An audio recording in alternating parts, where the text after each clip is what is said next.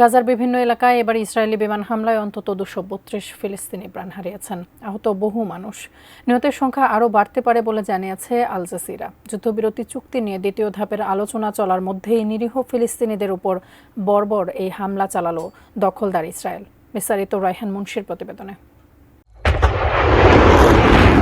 শঙ্কা আর উৎকণ্ঠার মাঝে কোনো রকমে বেঁচে থাকা গাজাবাসীর ওপর আবারও ভয়াবহ বিমান হামলা শুরু করেছে ইসরায়েল।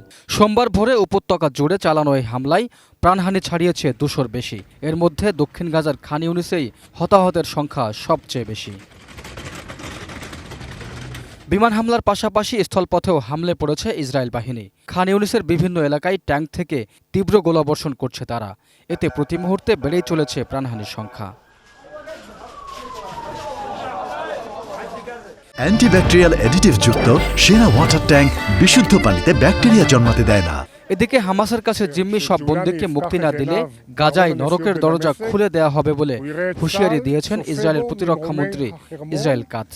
হামাসের ওপর নজিরবিহীন শক্তি প্রয়োগ করে তাদের ধ্বংস করা হবে বলেও সতর্ক করেন তিনি। বুধবার গাজার পরিস্থিতি নিয়ে নিরাপত্তা পরিষদে বৈঠক। জাতিসংঘে নিযুক্ত ইসরায়েলের রাষ্ট্রদূত ড্যানি ড্যানন এক ভিডিও বার্তায় বলেন, শত্রুদের প্রতি কোনো দয়া দেখানো হবে না। পাশাপাশি সব বন্দী মুক্তি না পাওয়া পর্যন্ত হামলা অব্যাহত থাকবে বলেও জানান তিনি।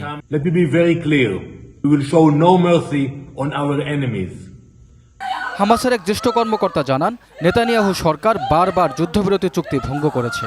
আর এই হামলা চালিয়ে গাজায় একতরফাভাবে যুদ্ধবিরতির অবসান ঘটিয়েছে Israel. Raihan Munshi, desk report, ATN news.